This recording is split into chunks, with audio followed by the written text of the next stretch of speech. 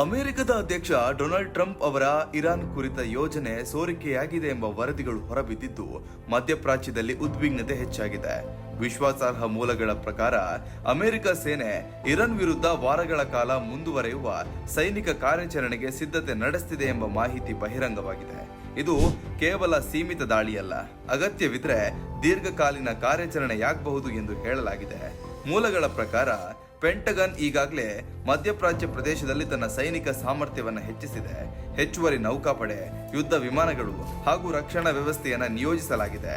Iran ಸುತ್ತಮುತ್ತ ಅಮೆರಿಕದ ಸೈನಿಕ ಹಾಜರಾತಿ ಹೆಚ್ಚಿಸುತ್ತಿರುವುದು ಗಂಭೀರ ಸನ್ನಿವೇಶವನ್ನ ಸೂಚಿಸುತ್ತದೆ. ಈ ಕ್ರಮಗಳು ರಾಜತಾಂತ್ರಿಕ ಮಾತುಕತೆ ವಿಫಲವಾದರೆ ತಕ್ಷಣ ಕ್ರಮ ಕೈಗೊಳ್ಳುವ ಸನ್ನದ್ಧತೆಯ ಭಾಗವೆಂದು ವಿಶ್ಲೇಷಕರು ಅಭಿಪ್ರಾಯವನ್ನು ವ್ಯಕ್ತಪಡಿಸುತ್ತಿದ್ದಾರೆ. ಇದರ ನಡುವೆ ಟ್ರಂಪ್ ಅವರ ಹೇಳಿಕೆಗಳು ಕೂಡ ಚರ್ಚೆಗೆ ಕಾರಣವಾಗಿದೆ. ಅವರು ಇರಾನ್ ಆಡಳಿತ ಬದಲಾವಣೆ ಅಮೆರಿಕದ ಹಿತಾಸಕ್ತಿಗಾಗಿ ಅನುಕೂಲಕರವಾಗಬಹುದು ಎಂದು ಸೂಚಿಸಿರುವುದು ಪರಿಸ್ಥಿತಿಯನ್ನ ಮತ್ತಷ್ಟು ಗಂಭೀರಗೊಳಿಸಿದೆ. If they give us the right deal, we won't do that. But, historically they haven't done that. I will say they want to talk, but so far they do a lot of talking and no action. They've already started. Do you want regime change in Iran? Well, it seems like that would be the best thing that could happen. For 47 years they've been talking and talking and talking. In the meantime, we've lost a lot of lives while they talk, and legs blown off, arms blown off, faces blown off. It's been going on for a long time. So let's see what happens. In the meantime, we have tremendous power has arrived, and additional power, as you know, another carrier is going out shortly. So we'll see it out. If we could get it settled for once and for all, that would be good. ಇರಾನ್ನ ಅಣು ಯೋಜನೆ ಕುರಿತು ನಡೆಯುತ್ತಿರುವ ಮಾತುಕತೆಗಳ ನಡುವೆ ಈ ಸೈನಿಕ ಸಿದ್ಧತೆಗಳು ಹೊರಬಿದ್ದಿರುವುದು ರಾಜತಾಂತ್ರಿಕ ಪ್ರಯತ್ನಗಳಿಗೆ ಹೊಡೆತ ನೀಡುವ ಸಾಧ್ಯತೆ ಇದೆ.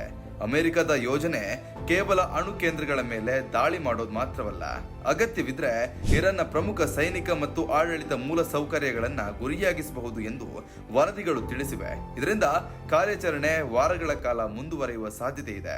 ವಾಯುಪಡೆ, ನೌಕಾಪಡೆ ಮತ್ತು ವಿಶೇಷ ದಳಗಳ ಸಮನ್ವಯದಿಂದ ಸಮಗ್ರ ದಾಳಿ ರೂಪಿಸುವ ಯೋಜನೆ ಇದೆ ಎಂದು ಹೇಳಲಾಗಿದೆ. ಆದರೆ ಇಂತಹ ದೀರ್ಘಕಾಲೀನ ಸೈನಿಕ ಕಾರ್ಯಾಚರಣೆ ದೊಡ್ಡ ಅಪಾಯಗಳನ್ನು ಉಂಟು ಮಾಡಬಹುದು. ಇರಾನ್ ತನ್ನ ಬಳಿ ಇರುವ ಕ್ಷಿಪಣಿ ಸಾಮರ್ಥ್ಯ, ಡ್ರೋನ್ ದಾಳಿಗಳು ಹಾಗೂ ಪ್ರಾದೇಶಿಕ ಬೆಂಬಲ ಗುಂಪುಗಳ ಮೂಲಕ ಪ್ರತಿದಾಳಿ ನಡೆಸುವ ಸಾಧ್ಯತೆ ಇದೆ. ಇದರಿಂದ ಮಧ್ಯಪ್ರಾಚ್ಯದಲ್ಲಿ ವ್ಯಾಪಕ ಯುದ್ಧ ಪರಿಸ್ಥಿತಿ ನಿರ್ಮಾಣವಾಗುವ ಭೀತಿಯೂ ಇದೆ. ವಿಶೇಷವಾಗಿ ಪರ್ಷಿಯನ್ ಗಲ್ಫ್ ಪ್ರದೇಶದ ಭದ್ರತೆ ಮತ್ತು ಜಾಗತಿಕ ಇಂಧನ ಮಾರುಕಟ್ಟೆಗೆ ದೊಡ್ಡ ಹೊಡೆತ ಬೀಳುವ ಸಾಧ್ಯತೆ ಇದೆ. ಅಮೆರಿಕ ಸರ್ಕಾರ ಅಧಿಕೃತವಾಗಿ ಯಾವುದೇ ವಿವರಗಳನ್ನು ಬಹಿರಂಗಪಡಿಸದಿದ್ದರೂ ಎಲ್ಲ ಆಯ್ಕೆಗಳು ತೆರೆದಿದೆ ಎಂದು ತಿಳಿಸಿದೆ. ಇದು ರಾಜತಾಂತ್ರಿಕ ಒತ್ತಡ ಮತ್ತು ಸೈನಿಕ ಸನ್ನದ್ಧತೆ ಎಂದು ಎರಡು ಮಾರ್ಗಗಳನ್ನು ಒಂದೇ ಸಮಯದಲ್ಲಿ ಅನುಸರಿಸುವ ತಂತ್ರವಾಗಿದೆ ಎಂದು ವಿಶ್ಲೇಷಿಸಲಾಗುತ್ತಿದೆ. ಒಟ್ಟಾರೆ ಟ್ರಂಪ್ ಇರಾನ್ ಯೋಜನೆ ಸೋರಿಕೆಯಾಗಿರೋದು ಜಾಗತಿಕ ರಾಜಕೀಯದಲ್ಲಿ ಮಹತ್ವದ ಬೆಳವಣಿಗೆಯಾಗಿದೆ. ಅಮೆರಿಕ ಇರಾನ್ ಸಂಬಂಧಗಳು ಈಗ ಸೂಕ್ಷ್ಮ ಹಂತದಲ್ಲಿದೆ. ರಾಜತಾಂತ್ರಿಕ ಮಾತುಕತೆಗಳು ಯಶಸ್ವಿಯಾಗ್ತವೆಯಾ ಅಥವಾ ಸೈನಿಕ ಕ್ರಮ ಜರುಗುತ್ತದೆ ಎಂಬುದು ಮುಂದಿನ ದಿನಗಳಲ್ಲಿ ಸ್ಪಷ್ಟವಾಗಿ ಕಾಣಿಸುತ್ತೆ. ಆದ್ರೆ ಈ ಬೆಳವಣಿಗೆ ಮಧ್ಯಪ್ರಾಚ್ಯ ಮಾತ್ರವಲ್ಲ, ಜಾಗತಿಕ ಭದ್ರತೆಗೂ ದೊಡ್ಡ ಪರಿಣಾಮ ಬೀರುವ ಸಾಧ್ಯತೆ ಇರುವುದರಲ್ಲಿ ಯಾವುದೇ ಸಂಶಯವಿಲ್ಲ.